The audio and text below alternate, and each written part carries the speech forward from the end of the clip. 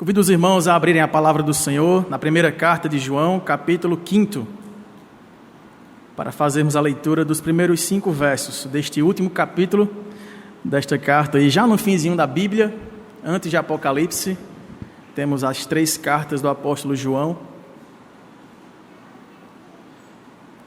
1 João, capítulo 5.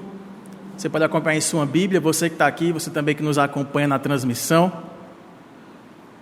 E também será projetado aqui para a gente acompanhar essa leitura da palavra do Senhor, que nos diz assim: todo aquele que crer que Jesus é o Cristo é nascido de Deus, e todo aquele que ama ao que o gerou, também ama ao que dele é nascido. Nisto conhecemos que amamos os filhos de Deus, quando amamos a Deus e praticamos os seus mandamentos. Porque este é o amor de Deus, que guardemos os seus mandamentos. Ora, os seus mandamentos não são penosos, porque todo que é nascido de Deus vence o mundo, e esta é a vitória que vence o mundo, a nossa fé. Quem é que vence o mundo, senão aquele que crê ser Jesus, o Filho de Deus? Amém. Que Deus abençoe sua palavra. Vamos orar uma vez mais ao Senhor, pedir que Ele possa falar conosco através dela, derramando o seu Santo Espírito para que sejamos edificados nesta manhã. Oremos todos. Maravilhoso Deus, nosso Pai, estamos diante do Senhor e da Tua palavra que acabamos de ler. E cremos de todo o coração, Pai, que quando nós abrimos a Tua palavra, e em dependência do Teu Santo Espírito, que é o nosso ajudador, certamente Tu falas ao nosso coração de acordo com as nossas necessidades. E está aqui, Senhor, um texto que foi lido. Pedimos que o Senhor nos fale através dele. Ó Pai, perdoa os nossos pecados, abençoe nossa mente e nosso coração nesta hora, para que eles sejam terras férteis, a fim de que o Teu Evangelho possa frutificar frutos de justiça, de confiança, de amor, de perseverança. É assim que a Tua igreja ora, Pai, em gratidão ao Senhor, em nome e através de Jesus Cristo. Amém. Meus irmãos, nesta carta aqui, o apóstolo João, depois de ter escrito o seu evangelho, um dos 4 evangelhos que traz o relato da vida e da obra de Jesus, ele resolve escrever essas 3 cartas aqui, e depois ele viria a escrever, já no finzinho da sua vida, aqui ele já deve estar pertinho do período em que ele ficou preso na ilha de Patmos para morrer lá, por causa da perseguição contra o evangelho, e lá ele escreveu o Apocalipse. Mas aqui ele está escrevendo essa carta em uma necessidade aqui muito urgente para um grupo de pessoas que provavelmente, pela linguagem que ele utiliza, eram pessoas que faziam parte do seu convívio mais próximo. O vocativo que ele mais usa aqui em todo o texto é filhinhos. Filhinhos amados, eu vos escrevo a fim de que perseverais em amor. Amor aqui é o tema fundamental que vai trazer todos as implicações práticas da vida cristã que o apóstolo João está tentando trazer encorajamento para que se viva através deste amor. E quando ele começa a argumentar em sua carta acerca deste amor que traz essa verdadeira marca de quem pertence a Deus, ele começa dizendo que este amor, ele deve ser expresso na maneira em que nós cremos, na maneira como nós trazemos as implicações da nossa fé nos relacionamentos pessoais, e isso tudo nos trará um modo de viver que nos identificará com Cristo, a quem dizemos crer, a quem dizemos amar, a quem dizemos servir. Só que quando ele está escrevendo essa carta aqui, irmãos, havia um problema naquela época em que algumas das igrejas, provavelmente na região ali da Ásia Menor, a quem ele escreve inclusive as 7 cartas que estão lá no livro seguinte de Apocalipse, e essas cartas eram escritas a fim de que perseverassem na doutrina que eles haviam recebido. E o que é que ameaçava a doutrina que eles haviam recebido? Neste momento aqui, talvez já um gnosticismo incipiente, que era uma heresia que viria a desenvolver mais à frente, no 2º e 3º séculos, mas que aqui já dava sinais de que viria a surgir no meio da igreja.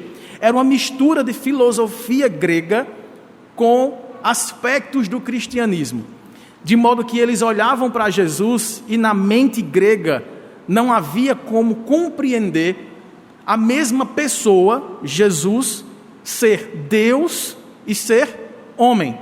Então, como que apenas uma pessoa pode ter essa dupla natureza sem que haja mistura?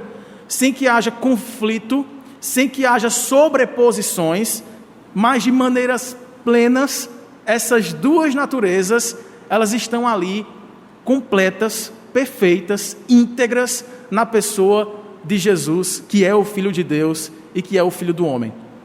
Ele está então escrevendo para corrigir, irmãos, uma heresia que depois viria a ser nomeada ao longo da história da igreja como docetismo. A ideia deles é, olha, por tudo que Jesus fez, a gente não tem como negar que ele é Deus. Mas já que a gente não consegue imaginar que este homem é Deus, plenamente homem, plenamente Deus, ele só pode ser Deus e tem algumas feições humanas. E aí eles imaginavam, passaram a ensinar alguns falsos mestres já naquela época, de que Jesus era Deus de fato, mas que se manifestava em algumas ocasiões como sendo homem. Que de fato ele não tinha vindo como o verbo de Deus que encarnou. Ele apenas era uma espécie de uma virtualização. O corpo dele não era real, de modo que os seus sofrimentos, as suas tentações, elas acabam perdendo um pouco da força que nós costumamos imaginar quando pensamos em Jesus como tendo a sua dupla natureza completa, perfeita. E aqui João está dizendo, olha, inclusive no capítulo 2 ele é bem incisivo, para dizer que todo aquele que crê e confessa que Jesus, o Filho de Deus, veio em carne, este é Filho de Deus. E todo aquele que o negar, não é Filho de Deus. Quando ele traz esse primeiro aspecto mais teológico para introduzir a sua carta, a gente pensa, ele vai ficar tratando dessa apologia, dessa defesa da fé. Não, ele parte desse pressuposto, vocês são filhos de Deus porque vocês creem em Jesus como sendo o Deus que encarnou. Aliás, a mesma expressão ele utiliza no seu livro mais famoso, no Evangelho de João, dizendo que no princípio era o verbo, e o verbo estava com Deus, e o verbo era Deus. E lá no verso 12 ele vai dizer, olha, versos 12 em diante, especialmente no verso 14 do Evangelho, é que este verbo um dia encarnou, habitou entre nós, vimos a sua glória, glória como do unigênito do Pai.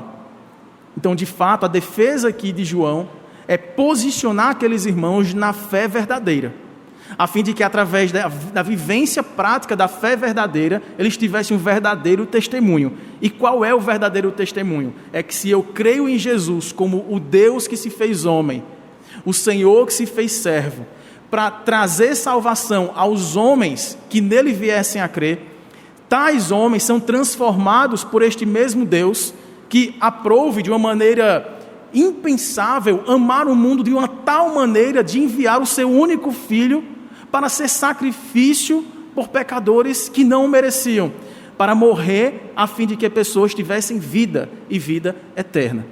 Quando ele fala sobre este amor tal, este amor impensável, indescritível, com o qual Deus amou pessoas como eu e como você, ele diz, olha, a prova maior de que nós vivemos esta fé verdadeira é se nós amamos verdadeiramente uns aos outros. Por isso que o apóstolo João também ficou conhecido como o apóstolo do amor. Se os irmãos puderem folhear o capítulo 4, por exemplo, é aqui que existe aquela famosa expressão de que Deus é amor. Mas o argumento dele o tempo todo é, se você diz que ama a Deus, a quem você não vê, eles sim viram o Deus encarnado. Mas depois que Jesus voltou para o céu, após a sua morte e ressurreição, ninguém mais viu a Cristo, a não ser o apóstolo Paulo, que, tendo sido chamado pessoalmente por Deus, se tornou apóstolo como que um nascido fora de tempo. Mas depois do apóstolo Paulo, ninguém mais viu a Cristo. E ninguém mais vê a Deus.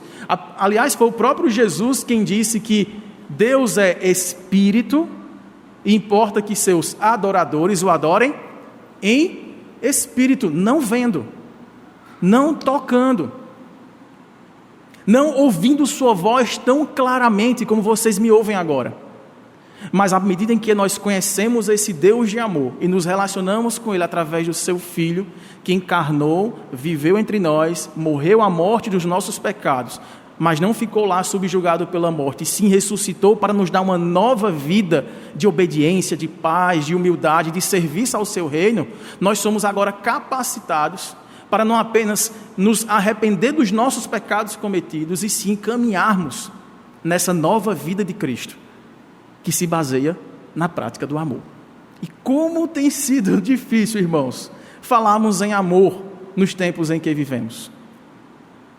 Alguém conta uma história de uma poetisa que chegou para um editor de um grande jornal, oferecendo os seus escritos poéticos, para que pudessem ser publicados em algum espaço daquele jornal. E aí o editor disse: sobre o que você escreve? E ela, com muita alegria, disse: eu escrevo sobre o amor. E ele se reclinou sobre a poltrona e disse: eu quero ouvir, conte para mim alguns de seus poemas, porque o mundo precisa sim de um bocado de amor. E aquela mulher começou a falar das flores, começou a falar dos ventos, do mar, das cores do céu, das árvores, do canto dos pássaros. Ele falou: não, pare. Eu não suporto mais esse tipo de discurso de amor. Eu quero ouvir pessoas que resolvem perder uma noite de sono para acompanhar alguém que padece no hospital sozinho. Eu estou ansioso por ouvir alguém que trabalha horas extras para trazer o alimento e uma melhor educação para os seus filhos, que hoje não têm as melhores condições que um filho poderia receber. Eu estou em busca de amor que traz verdadeiro sacrifício, expressão de alguém que não pensa nos seus próprios benefícios, mas que se coloca no lugar de outra pessoa, para até sofrer o seu sofrimento e trazer para ela alguma dignidade de vida. Eu não estou muito em busca de poemas que tentam nos arrebanhar ou tirar da nossa realidade prática. O que o mundo precisa é de expressões verdadeiras de amor, amor sacrificial, amor que perdoa, amor que age, amor que pratica. E é por isso que Jesus, irmãos, no seu sermão mais famoso, o Sermão da Montanha, quando ele está no finalzinho do seu sermão, as pessoas estavam encantadas com o seu discurso, muito eloquente, muito ajustado, muito uma posição de autoridade, falando como um rei verdadeiro, chamando pelos seus súditos. Ele termina o seu sermão fazendo uma advertência muito séria. Ele dizia: olha, se vocês apenas ouvirem as minhas palavras, até se admirarem delas, mas não colocá-las em prática, vocês estão assemelhados a um homem que resolve construir uma casa, mas ele não faz sobre um firme fundamento. Ele constrói a sua casa sobre areia.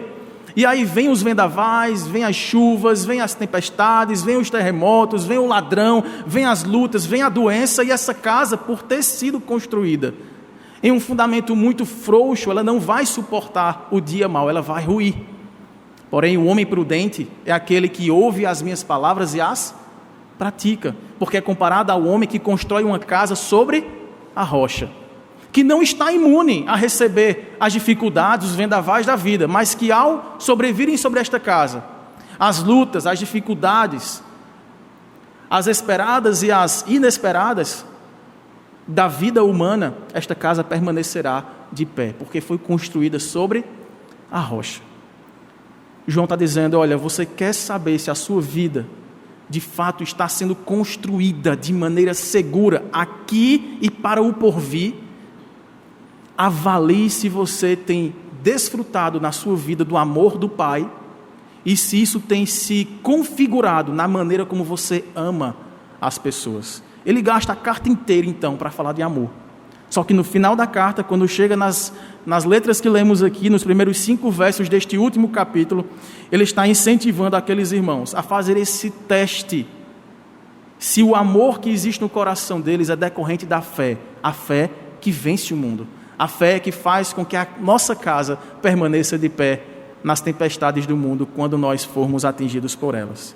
A conclusão que João chega então é que nós só podemos viver de maneira segura, sabendo a quem pertencemos e de quem damos testemunho, se nós temos de fato as marcas de alguém que não é mais o mesmo, alguém que renasceu, alguém que nasceu de novo.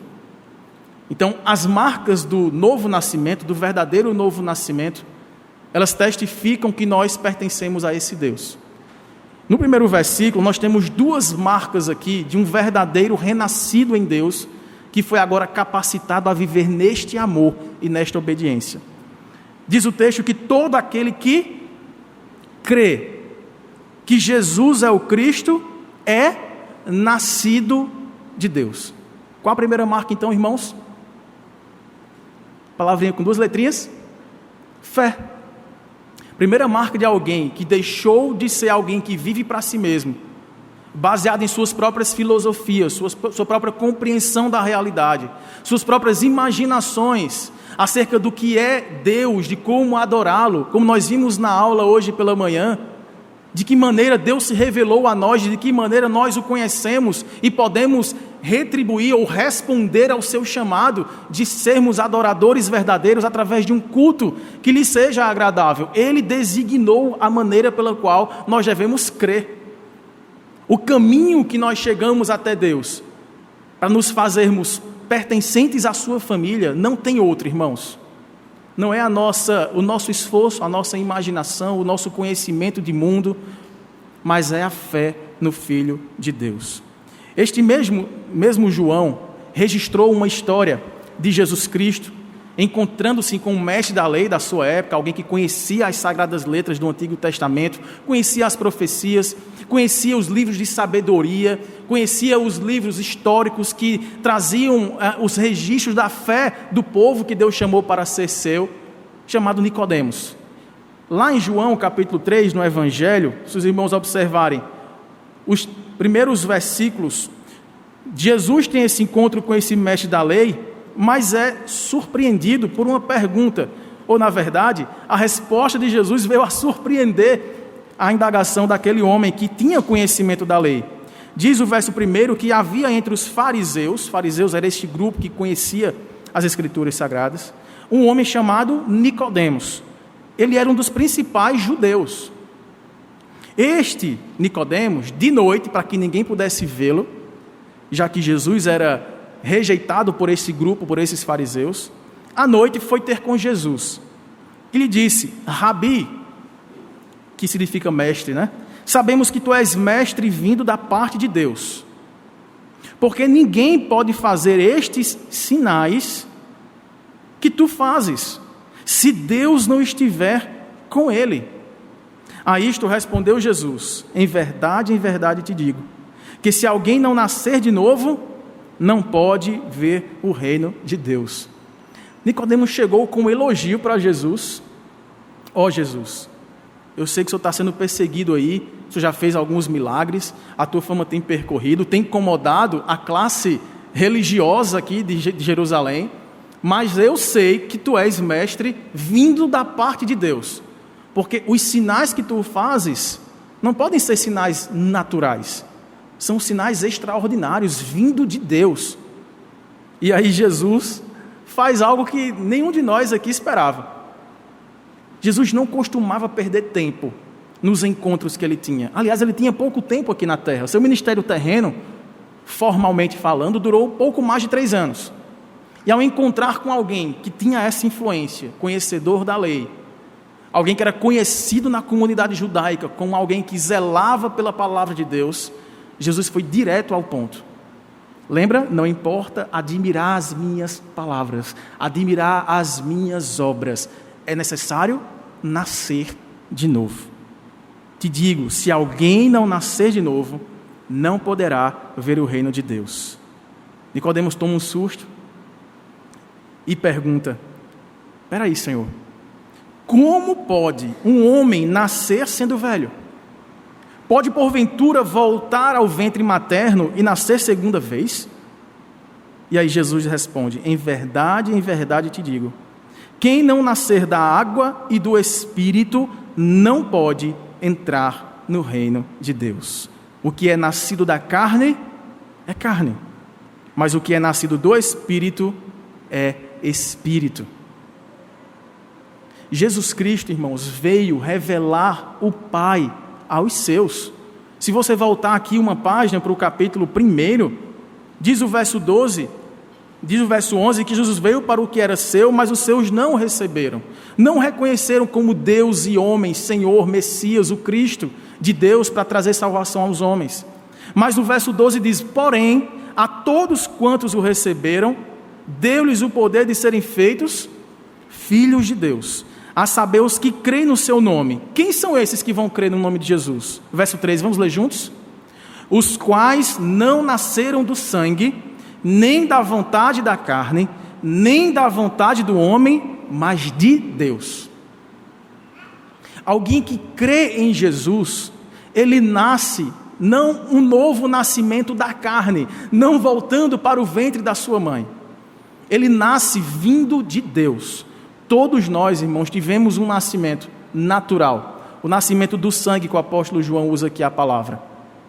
Talvez da vontade dos nossos pais, ou até não. Mas aprove a Deus nos trazer o fôlego de vida, nos tornar criaturas.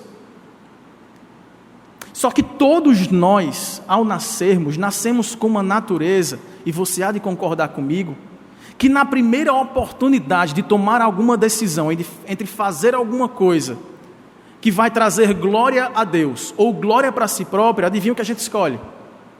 Que na primeira oportunidade de nós sermos prejudicados, mas permanecermos falando a verdade, adivinha o que é que nós preferimos? Que em vez de buscar um relacionamento de amor sacrificial uns com os outros, o que é que nós preferimos muitas vezes? O nosso próprio bem. E esquecemos dos aspectos, das implicações, de prejuízo que vão trazer a outras pessoas. A gente observa esse comportamento muito tenramente, até em crianças, que fazem alguma coisa que elas sentem que não foi adequada e elas procuram alguém por perto para transferir a sua culpa, nem que seja um animalzinho da casa. Isso não é novo. Quando nós retornamos ao relato do primeiro pecado, o casal que não tinha pecado, Adão e Eva, caíram em pecado, quando Jesus, ou quando Deus, o Pai, chega para repreendê-los, ele chama por Adão, a quem ele tinha dado a sua palavra, a sua ordem de permanecer obediente. E Adão fala o quê? Senhor, a minha mulher, que tu me deste, me deu do fruto que eu não deveria comer, e então eu comi e caí. Aí Jesus chega para a mulher, mulher, o que foi que tu fizeste? O que é que a mulher faz? Senhor, a serpente, aí só faltou colocar no texto, que tu criaste, apareceu aqui e me fez cair. O tempo todo nós tentamos nos esquivar de nossa própria responsabilidade. Embora nutrimos no fundo do nosso coração a sensação, a ideia de que merecemos a bondade do Senhor. Tanto que quando alguma coisa foge ao nosso planejamento, foge aos nossos planos, a gente olha para os céus e diz, por que, Senhor? Como que dizendo, Senhor, a lógica era dar certo, era eu ser abençoado, Senhor. Eu procuro ser um bom cidadão, um bom pai de família, um bom filho, um bom trabalhador. Alguém que tem as suas manias, tem os seus problemas, tem os seus pecados, mas se comparado à minha mulher e à serpente, eu sou bom, Senhor, eu sou inocente aqui na história. Então todos nós somos nivelados por essas duas verdades. Todos nós nascemos inclinados a fugir da nossa responsabilidade enquanto pecadores que somos, e também somos inclinados a apontar a nossa responsabilidade para a circunstância, para o meio que vivemos, para a liderança governamental que temos, para o chefe que Deus me deu, para os filhos que estão comigo, e nunca, ou somos tardios em olhar para nós mesmos. Por isso que o único caminho, irmãos, que nós temos para conhecer este amor de Deus, que faz com que olhemos para nós não mais como alguém intocável, alguém que merece o carinho, a atenção, a bondade do Senhor, mas alguém que carece da graça de Deus, de um favor que não merecemos, porque esse Deus perfeito, santíssimo e justo, ao olhar para nós, não veria nada em nosso caráter que pudesse ser favorável a um relacionamento conosco. Pelo contrário, somos aversivos a Deus. Ele olha para nós através do seu Filho e dá o seu Filho para morrer em nosso lugar, a fim de que tenhamos essa nova perspectiva de viver diante de Deus, não mais como culpados ou condenados pelos nossos próprios pecados, mas como crentes em Jesus, que professando a sua fé no Senhor, obtém não apenas este acesso à face perdoadora de Deus, mas tem acesso à mão conduzidora do Senhor para nos dar uma nova forma de enxergar o mundo, uma nova forma de investir nos nossos relacionamentos, uma nova forma de sermos cidadãos deste reino, sabendo que pertencemos ao reino do Senhor. É com essas palavras que João diz, olha, se você quer saber se você é nascido de Deus, você precisa enxergar que o nascimento que faz a diferença na nossa vida não é o muito conhecimento acerca das ciências das religiões. Não é acerca do muito conhecimento das experiências familiares que muito nos trazem aprendizado, crescimento, enquanto homem e mulher dessa sociedade. Mas o que faz diferença na nossa vida de fato é se nós depositamos toda a nossa confiança na pessoa e na obra de Jesus. Por isso que é esta fé, irmãos, é esta fé que nos indica que nós realmente somos renascidos de Deus. A salvação é pela graça e ela acontece mediante a fé no Filho de Deus somente, que tomou a sua forma e a minha forma, que baixou ao nosso nível aqui, para ter sobre ele a minha injustiça, a sua injustiça, para que vencendo o pecado na cruz do Calvário, vencesse também a morte, que era a consequência natural do meu pecado e do seu pecado, para que na sua ressurreição vivêssemos de maneira livre, voltada para o Senhor. Quando nós cremos assim em Jesus, esta fé não é apenas teórica, não é apenas compreender, ok, pastor, eu entendi o plano da salvação. Éramos pecadores, tendentes a nos afastar do Senhor, inclinados a fugir da responsabilidade, a apontar culpados para as nossas tristezas, para as nossas frustrações e decepções da vida.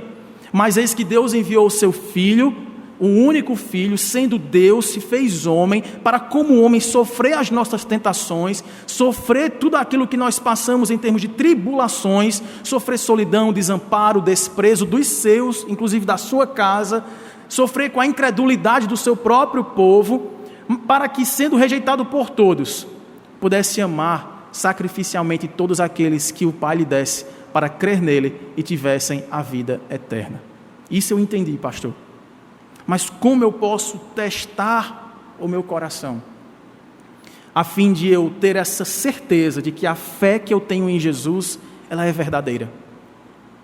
Porque se nós perguntarmos, irmãos, aqui, para qualquer criança ou qualquer pessoa de mais idade, de mais experiência, você crê em Jesus? Você acredita em Jesus? É muito difícil que alguém diga, não, eu não creio.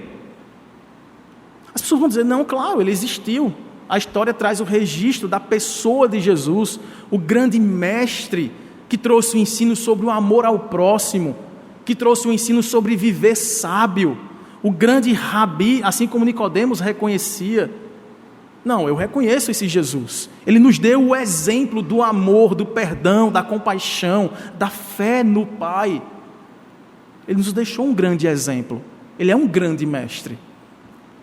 Essa não é ainda a fé verdadeira. Porque a fé verdadeira é aquela que nos faz nascer de novo. Não é apenas olhar para Jesus como um mártir, um exemplo, mas como alguém que nos substitui em nossa condenação para nos trazer a nossa salvação. E a consequência natural de todo aquele que crê em Jesus, irmãos, está aí na sequência do verso 1. Todo aquele que ama ao que o gerou, também ama ao que dele é nascido. O amor de Deus vem da nossa fé no seu Filho.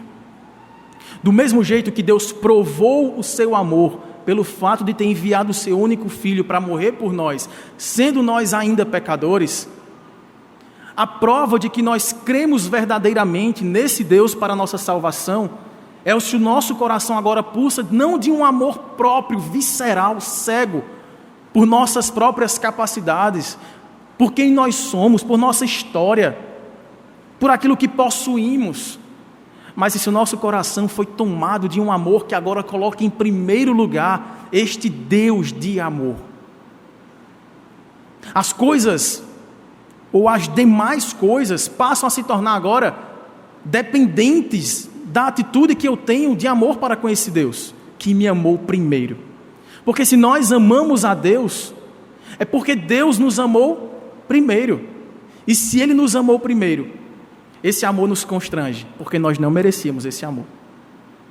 Eu estava conversando com minha esposa recentemente, e ela comentava que leu algum texto sobre filhos recém-nascidos e tal, e as mamães aqui, né, já sabem que o primeiro filho, especialmente, é muito difícil, assim, né? A mudança é muito grande, a rotina muda bastante, é muito cansativo, muito desafiador, tudo parece muito novo, por mais que você estude, leia, se capacite, faça mentoria, faça consultoria de todo tipo, você fala, meu Deus, eu não sei o que fazer, eu não sei se eu vou dar conta, eu não consigo nem dormir, quanto mais pensar, quanto mais cuidar de alguém, se eu não estou cuidando nem de mim direito. E nessa crise, né, algumas mães ficam em desespero. E a Yane estava lendo um texto de uma dessas mães, e ela dizia assim, olha, mamães que estão passando pelo que eu passei, calma, isso vai passar. Pense que ele ainda não interage com você, ele ainda não tem condições de sorrir, de agradecer, de fazer algum gesto de amor, você está apenas doando, mas haverá um tempo que você será compensada de toda essa entrega, ele vai sorrir para você, ele vai agradecer a você, ele vai amar você. Este amor que Deus sentiu por nós, irmãos, superou e muito essa perspectiva de apenas doar porque não recebe nada. Nós éramos odiosos aos olhos de Deus. Nós olhávamos para o bem do Senhor e rejeitávamos. Nós olhávamos para a lei do Senhor e dizíamos, essa lei não é para mim. Eu tenho a minha própria vida, os meus meios de conquistar aquilo que é meu objetivo familiar, profissional, pessoal. Quem é esse Deus que vem aqui apontar o dedo para mim para dizer, não, você tem que cumprir com aquilo que eu determinei para você? Então nós éramos aversivos ao Senhor. Mas à medida em que Deus se doou e doou a sua própria vida, nós passamos agora a usufruir desta graça. E isso nos capacita, irmãos, a um pouquinho mais na frente, nós passarmos a responder a este chamado de amor por Deus. Quando nós cremos em Jesus, nós recebemos este amor incondicional, não retribuído, mas este amor nos capacitará a amar a Deus sobre todas as coisas. Esse teste da fé nós fizemos. Agora o teste do amor é, olhando para nós mesmos, o que é que mais mexe com o meu coração? O que é que mais me traz alegria? O que é que mais me motiva a levantar cada dia e ir para o meu trabalho e seguir com os desafios relacionais que eu tenho por minha volta? O que é que mais está pulsando no meu coração? Qual o maior desejo que eu tenho agora? Antes era agradar a mim mesmo, custe o que custar, em detrimento do outro, sem lembrar que existe um Deus que legisla sobre mim. Mas agora, este amor com o qual fomos amados, é um amor que nos conduz a priorizar a vida com Deus, a resposta de fé que nós temos, amando de maneira prática a Deus, e porque amamos a Deus, amamos uns aos outros. A prova mais eficaz que nós temos de saber se o amor que nós temos é um amor verdadeiro por Deus, é se nós amamos uns aos outros. Então veja o tamanho do desafio que nós temos. João está escrevendo para crentes. Ele chama de filhinhos amados. E o desafio é, vocês que já têm o Senhor na vida de vocês, conseguem expressar o amor deste Senhor para as pessoas que estão à sua volta? E aqui, irmãos, como nós somos constrangidos. Porque quantas vezes, antes de tomarmos uma decisão importante da nossa vida, nós pensamos primeiro na honra de Deus, na glória dele e no bem das outras pessoas. Somos tendentes a sermos orgulhosos, egoístas, vaidosos, presunçosos, em si mesmados. Mas a mudança que Deus provoca em nosso coração é essa capacidade de amar pessoas que não querem o nosso bem. Jesus falou assim: olha, se vocês amam a quem ama vocês, isso não tem nada demais, porque até quem não conheceu o amor de Deus, quem é ímpio, quem é do mundo, sabe fazer isso, sabe amar os próprios amigos. Mas a prova de que nós amamos a Deus é se nós amamos os nossos inimigos.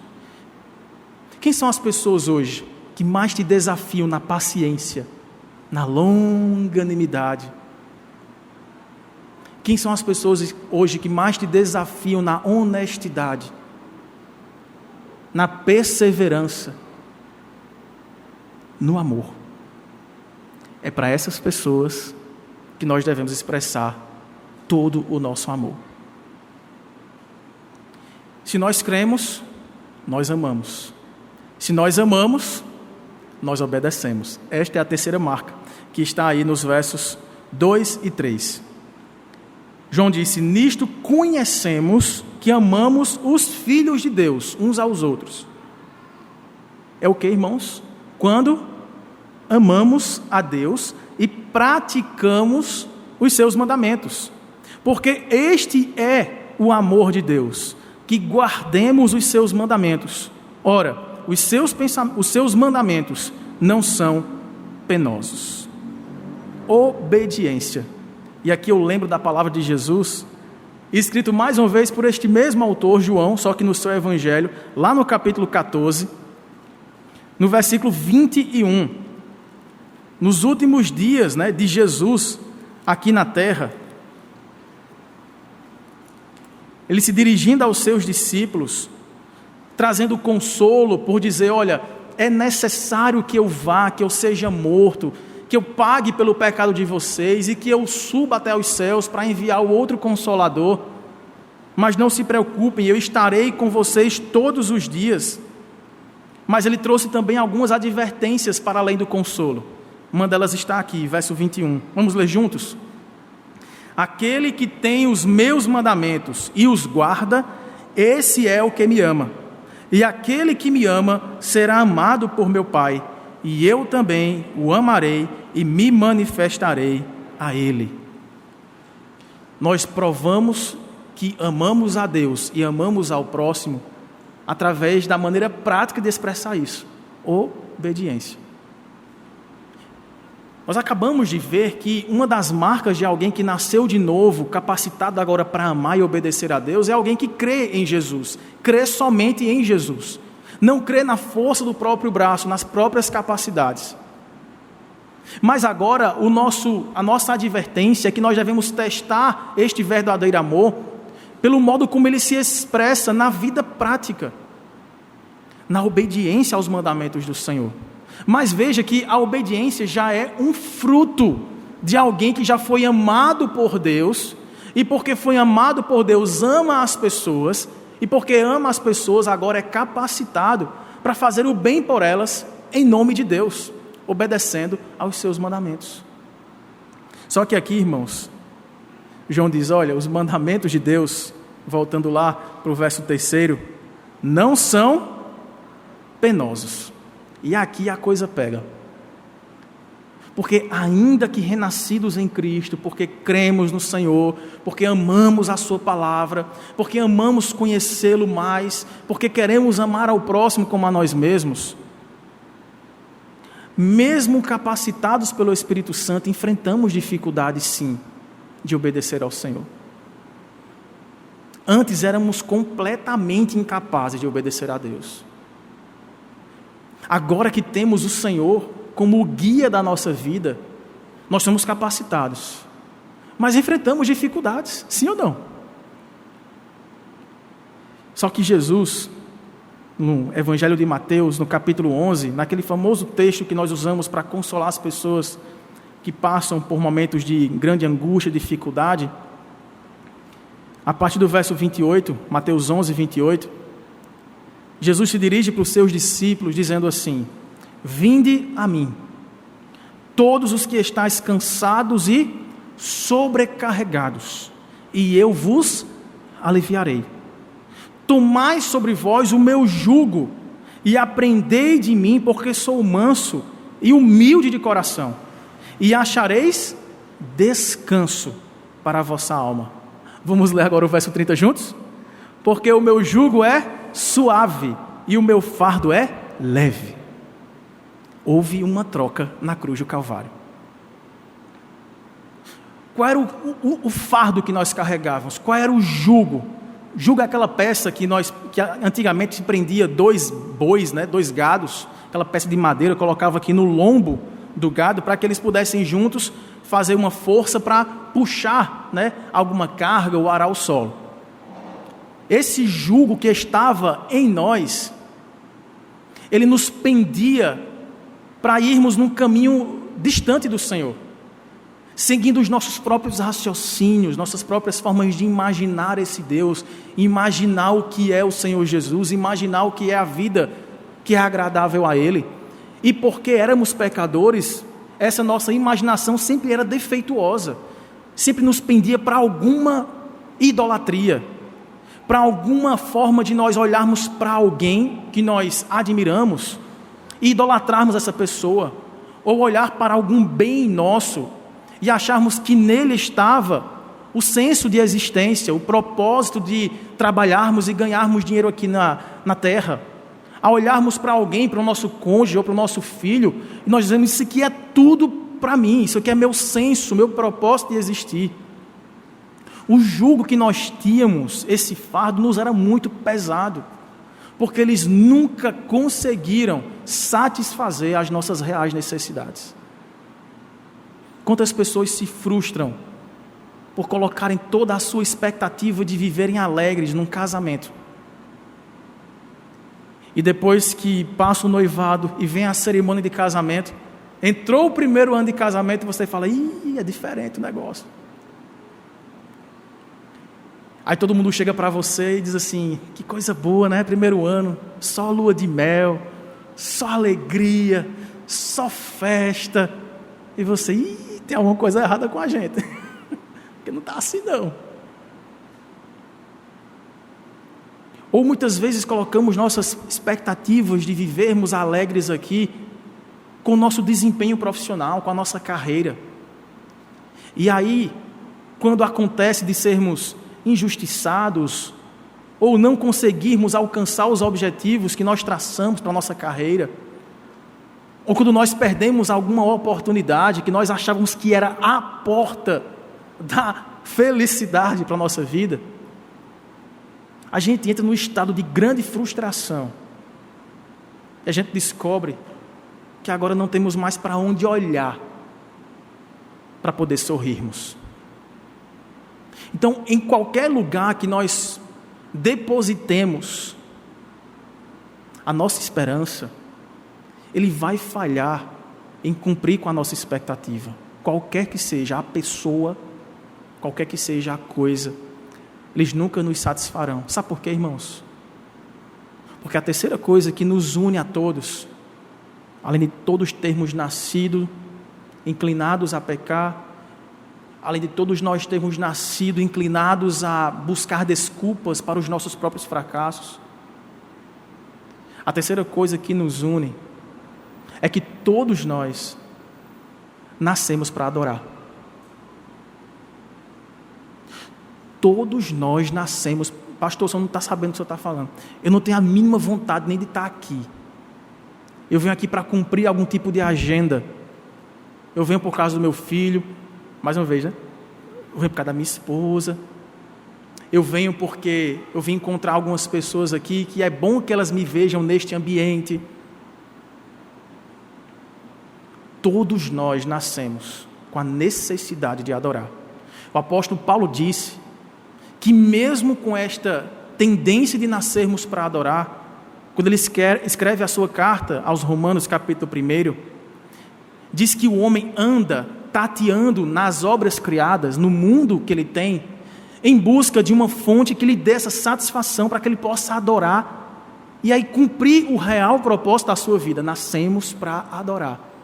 Só que este homem, pecador, não alcançado ainda por Deus, que não crê ainda no Senhor Jesus, ele olha para as expressões de Deus na criação, as obras que foram criadas, e tendo este conhecimento de Deus, o seu eterno poder e a sua própria divindade, ele fala: mas eu não quero adorar esse Deus.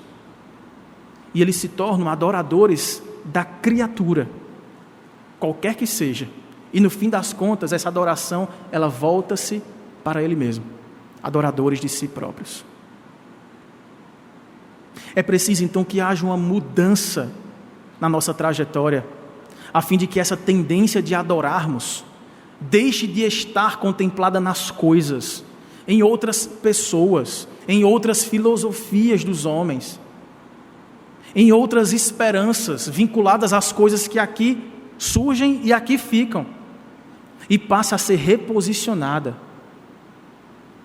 para uma pessoa apenas, o único digno de receber a nossa adoração, o único digno de receber o nosso louvor, que é o Senhor Jesus.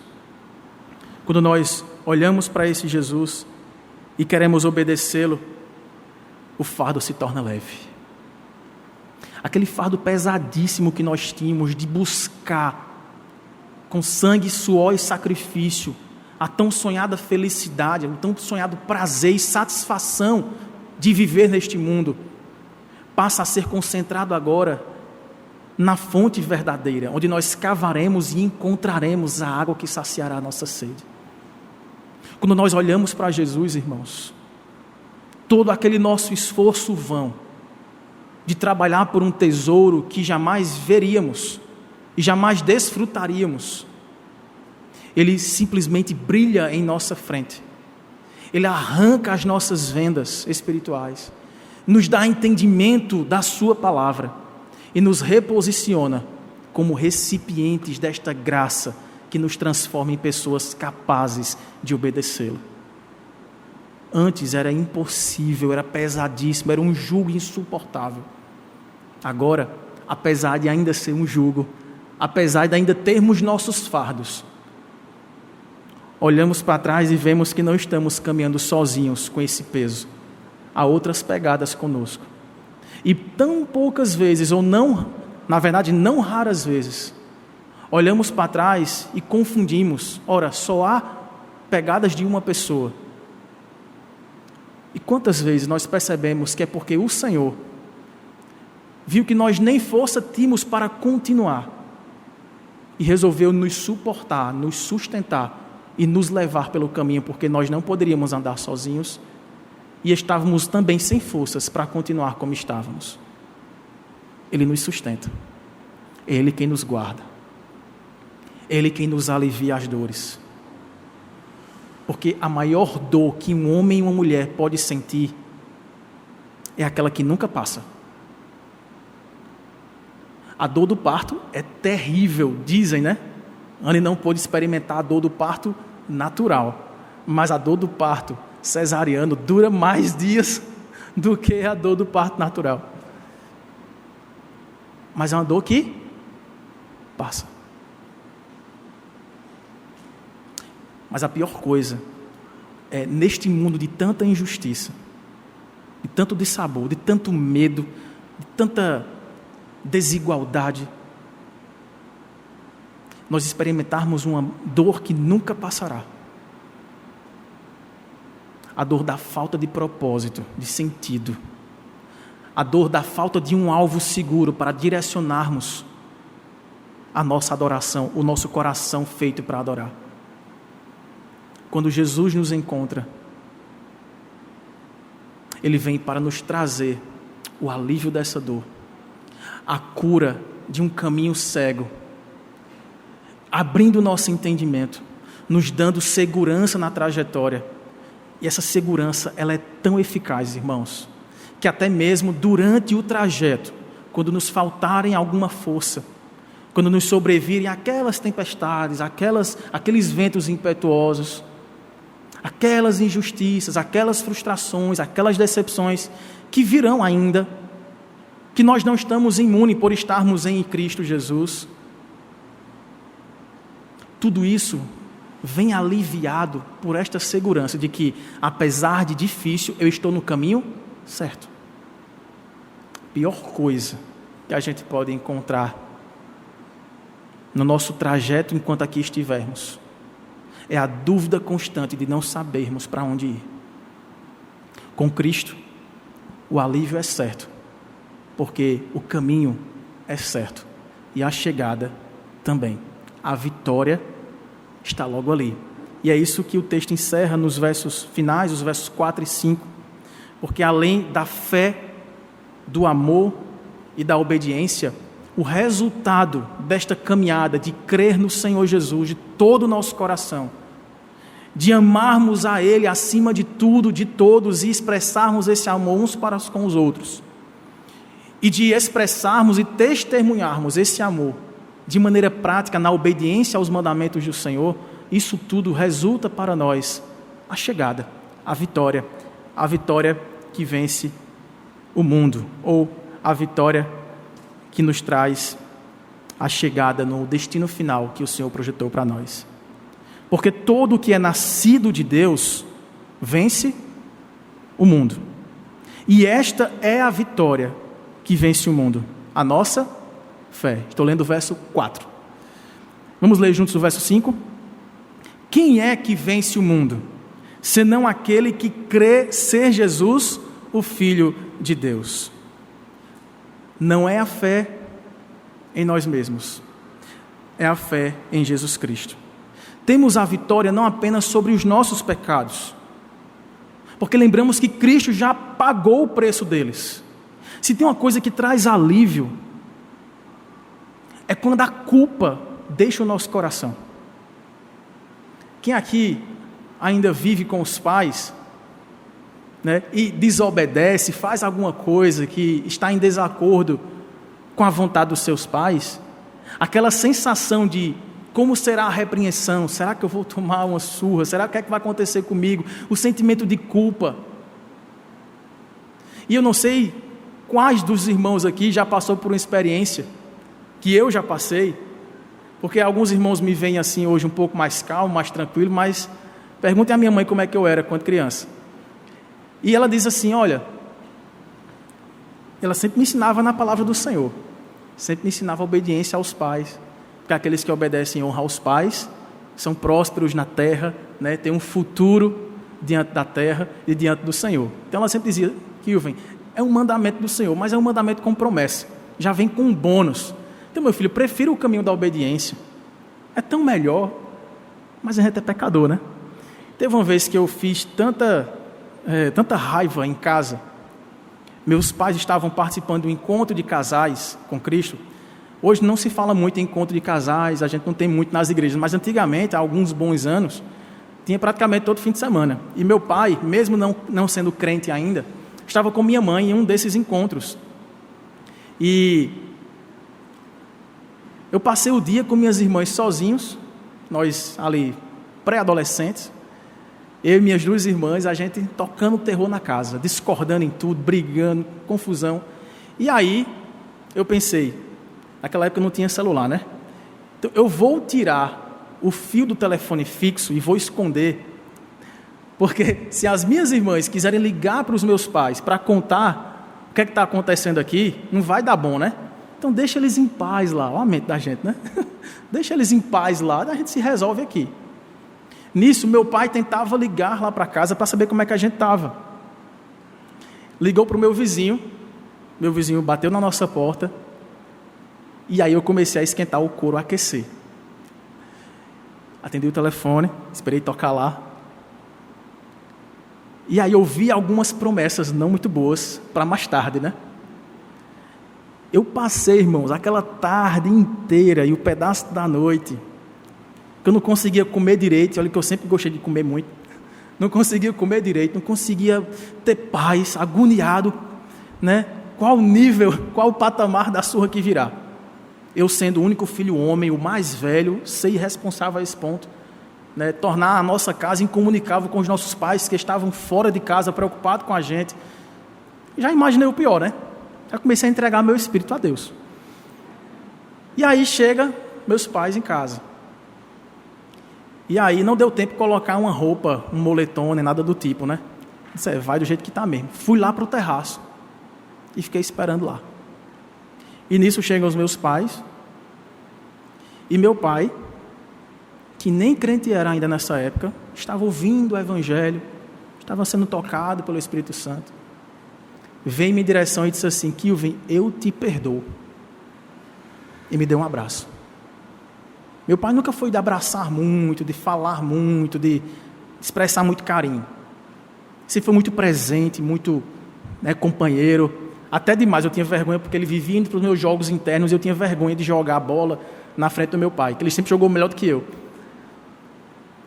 Sempre foi muito presente, mas era muito mais na dele, fechadão, não era de tantas palavras, muito menos de abraço.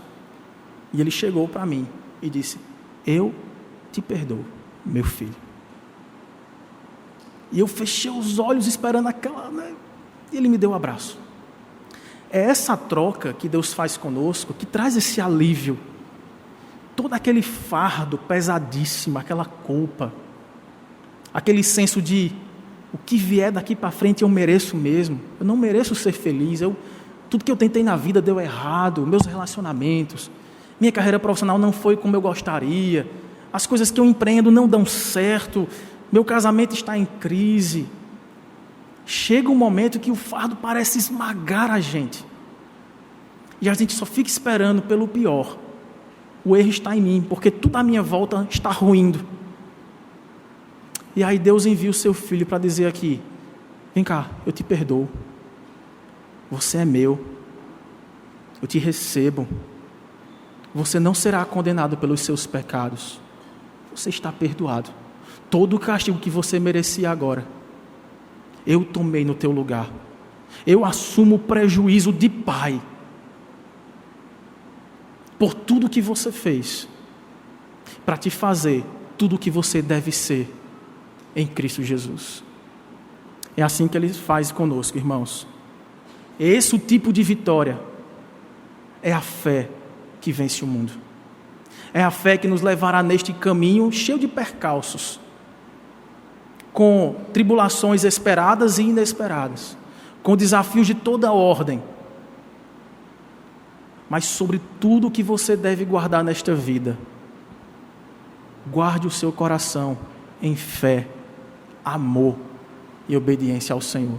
E expresse isso uns para com os outros, porque é este o único caminho, a única verdade e a única vida que nos conduzirá ao propósito de viver eternamente satisfeitos, justificados, perdoados, santificados, felizes, na mais alta potência, realizados. Quando nós podemos fazer essa opção? Hoje, agora. Nós não temos o controle do que virá por vir neste domingo, nem do que virá nessa semana. O chamado que Deus nos faz é: você está cansado? Você se sente sobrecarregado? Você vê que as coisas não fazem muito sentido para você e não vê um ponto de chegada onde as coisas finalmente farão algum sentido? Vinde a mim, eu vos aliviarei, vos darei descanso para a vossa alma. Vamos orar ao Senhor? Coloque-se diante do Senhor nessa hora.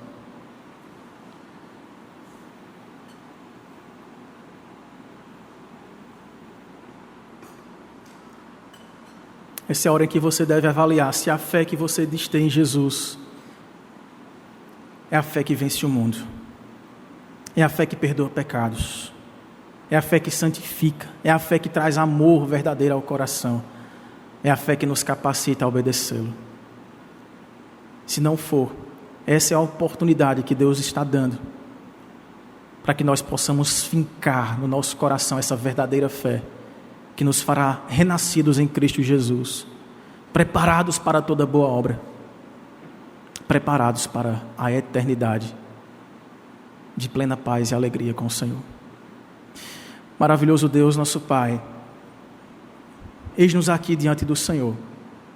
Homens e mulheres, crianças, idosos, histórias diferentes, jeitos diferentes de lidar com a nossa realidade, mas há algumas verdades que nos unem completamente, Senhor.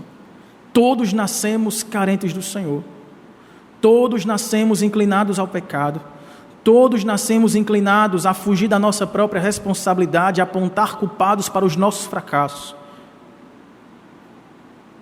Todos nós, porém, podemos nos tornar, Senhor, alvos do Teu grande amor, através da fé no Teu único Filho.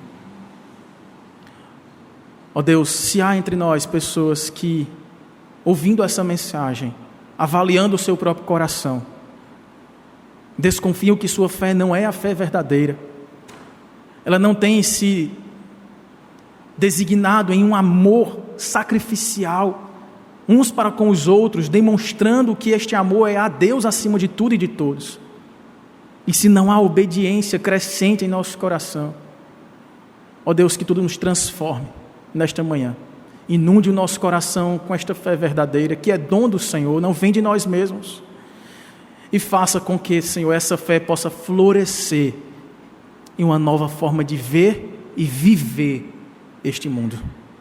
Pedimos que o Senhor alcance aqueles que não Te conhecem, lhes dê esta convicção de que em Cristo Jesus tudo se faz novo, e no futuro por vir, a glória inimaginável suplantará toda renúncia, sacrifício, dor, dificuldade que aqui tivermos em meio a essa trajetória de amarmos ao Senhor, amarmos ao próximo, renunciarmos o nosso próprio eu e vivermos para servir ao Senhor.